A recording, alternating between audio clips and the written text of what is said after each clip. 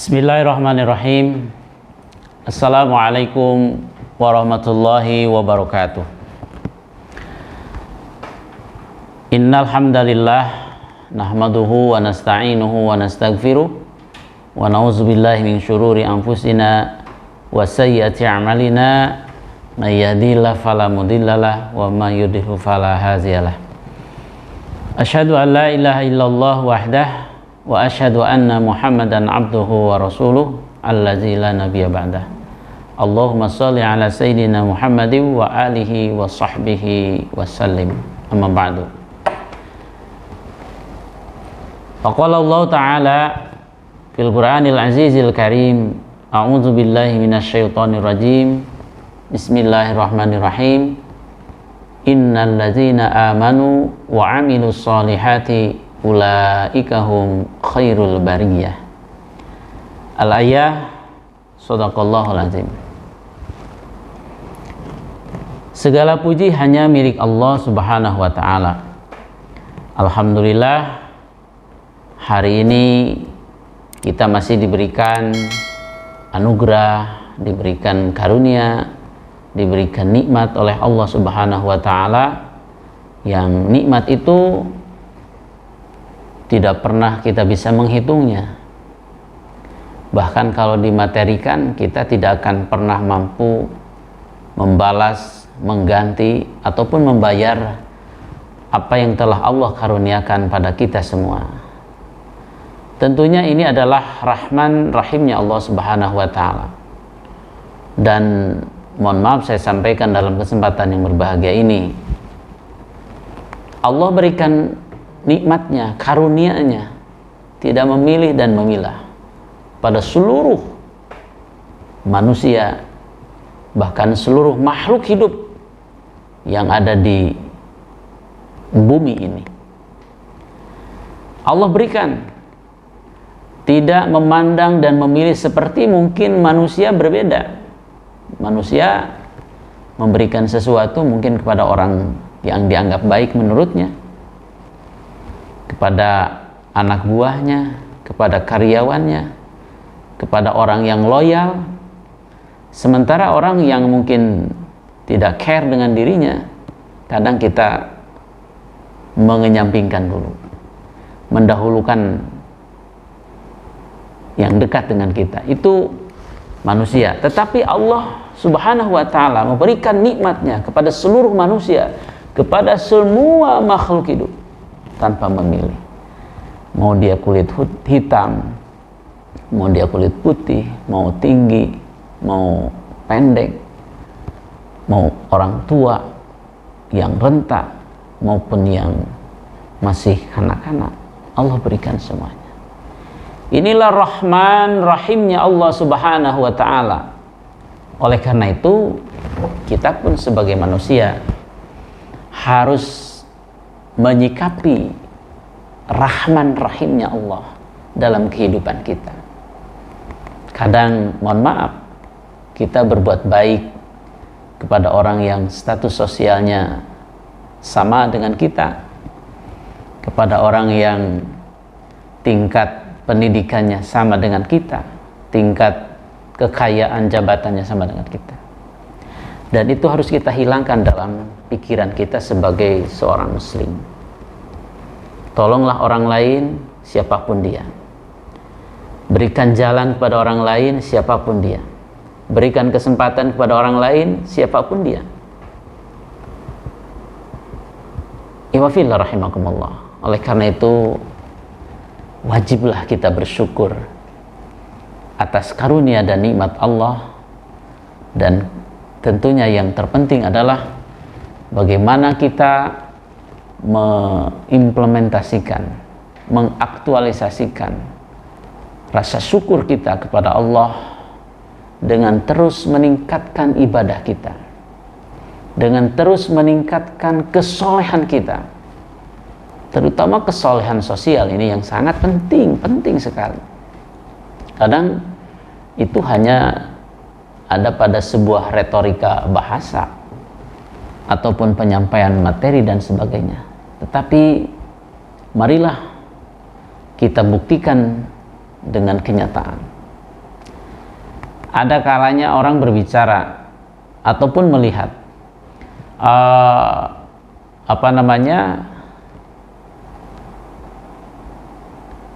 dia itu sangat rajin ibadahnya kepada Allah, sholat malamnya, berjamaahnya, membaca Al-Qur'annya, dan amalan-amalan spiritual yang lain yang langsung hubungannya dengan Allah Subhanahu wa ta'ala. Tapi ibadah sosialnya kurang. Masih melihat orang dari status sosialnya, masih menjaga jarak dengan tetangganya, menjaga jarak dengan temannya karena perbedaan status dan sebagainya. Apalagi kita semua, ketersentuhan, kepedulian kita terhadap orang lain masih kurang. Ini pun harus menjadi evaluasi kita semua, bahwa dalam beragama, dalam Islam, kita tidak hanya baik hubungan dengan Allah, tidak hanya cukup ibadahnya kita dengan kewajiban-kewajiban sholat dan sebagainya, tetapi bagaimana mengimplementasikan hablum minallah kita dengan hablum minannas. Oleh karena itu, sekali lagi bersyukur, dan marilah kita bersyukur, dan marilah kita implementasikan syukur kita dengan pengabdian kita kepada Allah dan kepada sesama manusia. Shalawat dan salam mari kita sama-sama limpah curahkan kepada baginda alam Nabi besar Muhammad sallallahu alaihi wasallam, kepada seluruh keluarganya, seluruh para sahabatnya dan para pengikutnya yang setia terhadap ajaran beliau sampai akhir zaman. Ihwatul iman rahimakumullah, pada kesempatan yang berbahagia ini selalu USG menyampaikan pada semuanya dengan wasiat takwa kepada Allah Subhanahu wa ta'ala. Bertakwalah, bertakwalah, bertakwalah. Takutlah kita hanya kepada Allah, karena kita ini manusia, makhluk yang kecil. Manusia ini, kita ini adalah makhluk yang lemah, makhluk yang tidak berdaya. Coba kalau kita merenung ya, kalau kita merenung gitu, ketika kita lahir, bisa apa kita? Apalagi kalau kita merenung, bermuhasabah kepada proses bagaimana pembentukan manusia dalam rahim ibu kita. Masya Allah, ada tangan siapa di situ? Ada tangan siapa di situ? Ada kekuasaan apa di situ? Ada kekuatan apa di situ? Ada pengetahuan apa di situ? Semuanya adalah karena Allah. Semuanya adalah karena Allah. Wallahu akhrajakum min butuni ummahatikum la ta'lamuna syai'a wa ja'alakumus sam'a wal absara wal af'idah qalilan ma tashkurun. Allah lah yang telah mengeluarkan kita dari rahim ibu kita. Allah menciptakan pendengaran kita, wal afidah, menciptakan hati kita, wal absar, penglihatan kita, la'allakum tashkurun, supaya kita menjadi hamba-hamba yang bersyukur kepada Allah Subhanahu wa ta'ala. Subhanallah, semuanya itu adalah campur tangan Allah Subhanahu wa ta'ala. Dan ketika kita lahir pun Allah sampaikan tadi, wallahu akhrajakum min butuni ummahatikum la ta'lamuna syai'an. Allah lah yang mengeluarkan kita dari rahim ibu kita semua. Kalau bukan karena kekuasaan Allah, Masya Allah, wa ja'alakumus sam'a wal absara wal afidah qalilan ma tashkurun. Allah menciptakan mata, hati, pendengaran,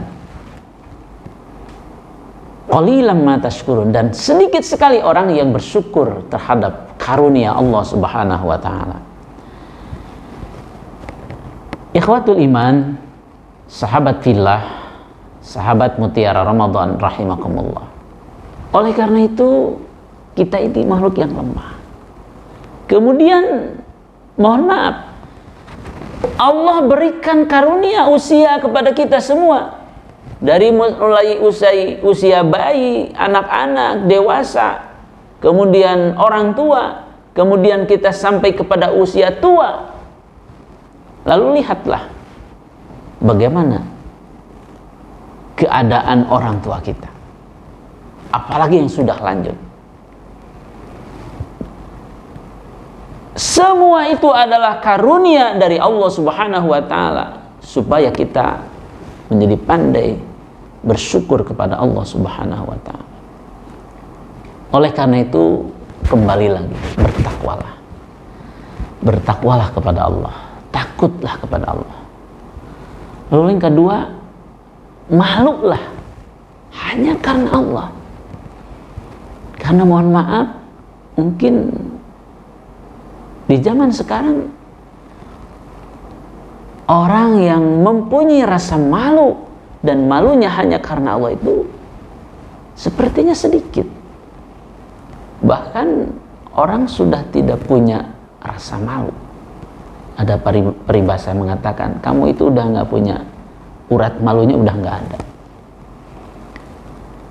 Ya mungkin banyak faktor ya, banyak faktor. Bisa faktor karena lingkungan, bisa faktor karena pendidikan, bisa faktor karena pergaulan dan sebagainya. Tetapi intinya kita itu kan sebagai seorang muslim, ada kewajiban-kewajiban yang harus kita lakukan dengan menuntut ilmu, dengan terus memperbanyak kajian-kajian ilmu yang sehingga kita menjadi orang-orang yang dewasa berpikir, dewasa berbuat, kemudian penuh dengan pertimbangan dalam segala hal.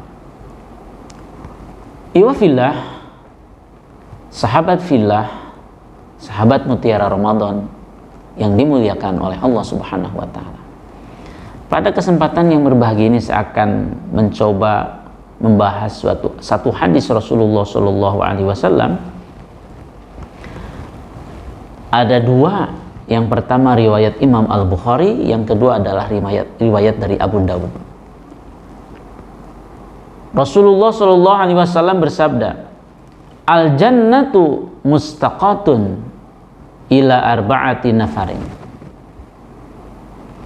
Surga rindu kepada 4 golongan.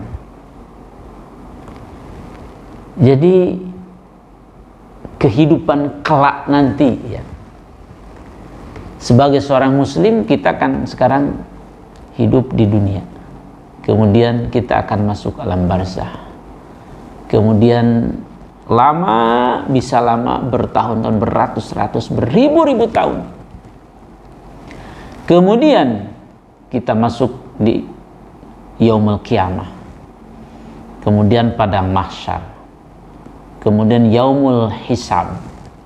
Setelah dihisab, dihitung amal kita, kemudian kita masuk di yaumul mizan, hari di mana kita akan ditimbang. Kita pun tidak tahu, wallahu alam, proses waktunya berapa puluh tahun, berapa ratus tahun, mungkin ribuan tahun juga bisa. Dan yang terakhir, fariqun fil jannah wa fariqun fis sa'ir.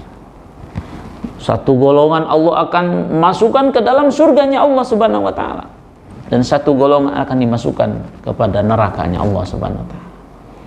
Semua itu tiada lain kembali kepada kita sewaktu di dunia. Kalau kita mengerjakan yang tadi saya sampaikan, kebaikan, amal soleh, menjaga iman kita, menjaga istiqomah kita, menjaga keluarga kita, menjaga anak-anak kita, menjaga semua yang dititipkan oleh Allah Subhanahu wa taala, termasuk usia kita. Dan kita mampu dan terus berusaha maksimal untuk meraih keridhaan Allah, meraih ketakwaan kepada Allah, meraih iman yang sangat tinggi. Dan akhirnya Allah akan memasukkan pada surga Allah Subhanahu wa taala. Ada 4 amalan yang surga rindu terhadap orang yang mengerjakan keempat amalan tersebut. Yang pertama adalah talil Quran. Ini adalah bulan Ramadan di hari ke-24. Momentum kita, Ramadan adalah bulan di mana diturunkannya Al-Quran. Ramadan adalah bulan di mana kita harus bersemangat membaca Al-Quran. Dan Rasulullah SAW sampaikan, orang yang dirindukan oleh surganya Allah Subhanahu wa taala adalah orang yang membaca Al-Quran.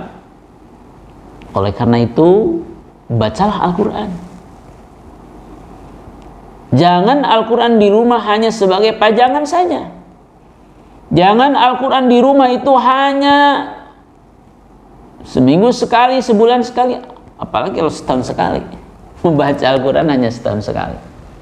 Kenapa? Karena Al-Quran adalah kitab suci kita. Itu yang pertama.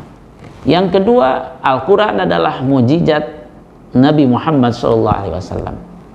Yang ketiga, Al-Quran adalah kalamullah. Sebuah firman Allah yang Allah sampaikan kepada malaikat Jibril lalu diberikan kepada Nabi Muhammad SAW. Bukan tulisan seseorang, bukan tulisan sahabat Nabi, tapi Al-Quran adalah kalamullah. Oleh karena itu, kepada orang yang senang mencintai bacaan Al-Quran, itulah orang yang dirindukan surganya Allah Subhanahu wa taala. Siapa yang tidak ingin masuk surga? Semuanya pasti ingin masuk surga. Ikhwafillah, hadirin wal hadirah, pemirsa setia kurma Ramadan rahimakumullah. Jadi marilah seisi rumah kita harus mempunyai amalan mencintai bacaan Al-Quran. Tetapi harus ingat pula, membaca Al-Quran itu harus sesuai kaidah. Ada ilmu tajwidnya, ada makharijul hurufnya. Sehingga kita belajar Al-Quran diawali dengan makharijul hurufnya, kemudian ilmu tajwidnya. Bagaimana ilmu tajwid mengatur semua tata cara bacaan ketika kita membaca Al-Quran.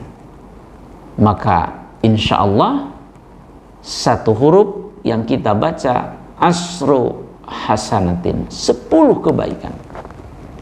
Apalagi kalau kita mencintai bacaan Al-Quran di bulan suci Ramadan, apalagi sampai kita menghatamkan Al-Quran di bulan suci Ramadan, Masya Allah, luar biasa.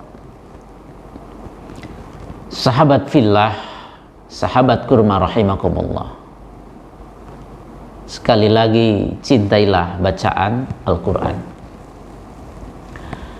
Yang kedua, surga merindukan orang yang hafidil lisan, orang yang menjaga lisannya. Kenapa harus dijaga lisan kita? Karena lisan ini sekalipun tidak bertulang ya, tapi lisan ini akan mampu menusuk dengan tajam, dengan kilatnya kepada banyak orang ataupun kepada personal kita berbicara. Hati-hati dengan lisan kita. Salamatul insan bihifdil lisan.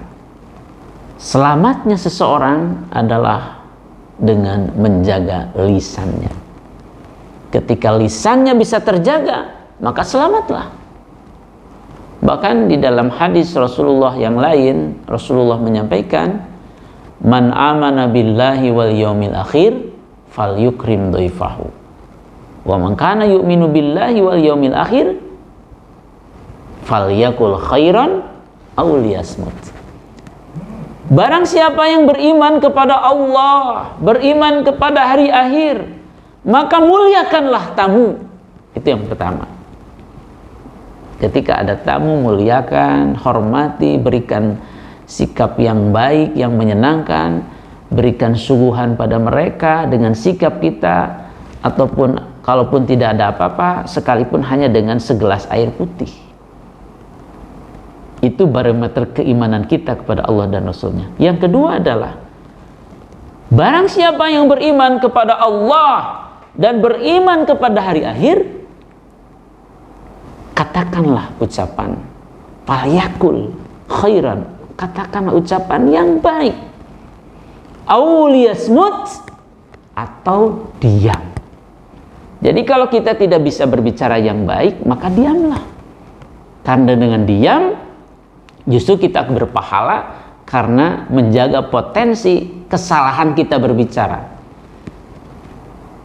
Kesalahan mungkin layaklah kita sebagai manusia ada salah kata dan salah bicara.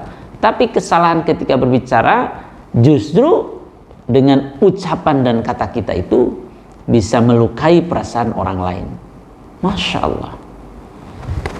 Saya merenung dalam pikiran, kenapa ya Islam sampai mengajarkan hal itu?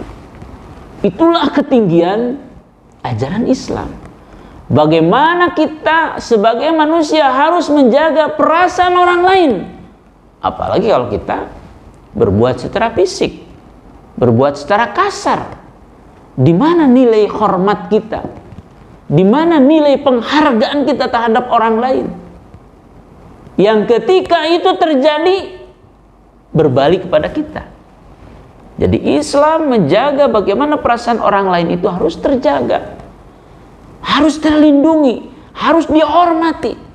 Sehingga barometer keimanan kepada Allah dan Rasulnya salah satunya adalah kemampuan kita berbicara yang baik, atau lebih baik kita diam ketika kita tidak berbicara.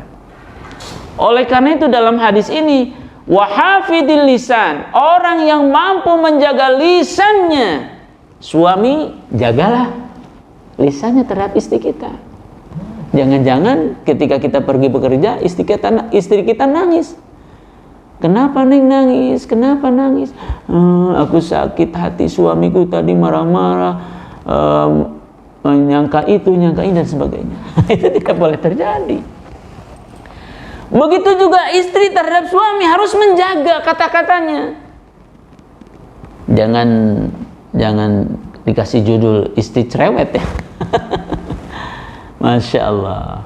Jadi harus menjaga. Orang tua terhadap anaknya, jagalah kata-katanya. Kita sebagai manusia yang bertetangga dengan orang lain, menjaga. Dengan teman, dengan sahabat, dengan siapapun.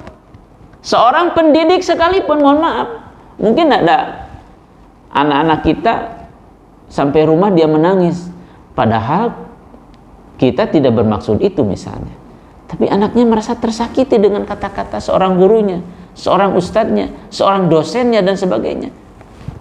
Inilah wahafidil lisan. Orang yang menjaga lisan sampai dinaikkan derajatnya oleh Allah Subhanahu wa taala, itulah orang yang akan dirindukan oleh surganya Allah Subhanahu wa taala. Yang namanya rindu kan, suami belum pulang sebulan, istri di rumah rindu banget. Apa sih yang kau rindukan saat ini? Aku rindu dengan kedatangan istriku. Aku rindu dengan anak-anakku yang belum pulang, udah hampir setahun. Aku rindu dengan suamiku yang hampir 1 tahun, misalnya kerjanya di luar negeri, belum pulang. Masya Allah, rindunya. Bagaimana orang rindu? Wah, Masya Allah, bahagia. Menunggu seseorang itu subhanallah. Makanya ada kata-kata Arab yang mengatakan bahwa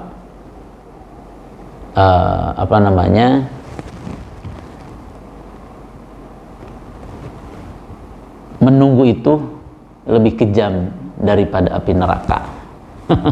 Menunggu lebih kejam daripada neraka. Saking bagaimana orang ketika menunggu kemudian datang, bahagianya. Orang menunggu tapi belum datang-datang juga. Inilah sahabat kurma rahimakumullah. Lalu yang ketiga, mohon maaf. Wa mut'imud ji'an. Wa mut'imud ji'an adalah orang yang memberi makan ketika orang lain membutuhkan atau dalam keadaan lapar. Ini adalah yang dirindukan oleh surganya Allah Subhanahu wa taala. Makanya di bulan suci Ramadan sekarang semarak banyak ya, orang yang menebar takjil, memberikan buka bersama. Tetapi mohon maaf, tidak hanya saja di bulan Ramadan, tapi di bulan-bulan yang lain. Sekalipun di luar Ramadan, orang memberi makan orang yang membutuhkan makanan tersebut, itulah orang yang dirindukan oleh surganya Allah Subhanahu wa taala. Makanya subhanallah, berbahagia orang yang masih bisa berbagi hari ini, apalagi di bulan suci Ramadan. Saya merenung kembali, kenapa amal hanya memberi makan orang yang membutuhkan, orang yang sedang kelaparan, sampai derajatnya dirindukan oleh surganya Allah. Satu, betapa bahagianya, Masya Allah, membahagiakan orang lain ternyata pahalanya besar. Oleh karena itu, bahagiakanlah suami kita, bahagiakan istri kita di akhir Ramadan karena belum beli apa ya? Beli baju lebaran. Bahagiakan anak-anak kita, bahagiakan orang tua kita. Bahagiakan tetangga-tetangga kita selagi kita mampu.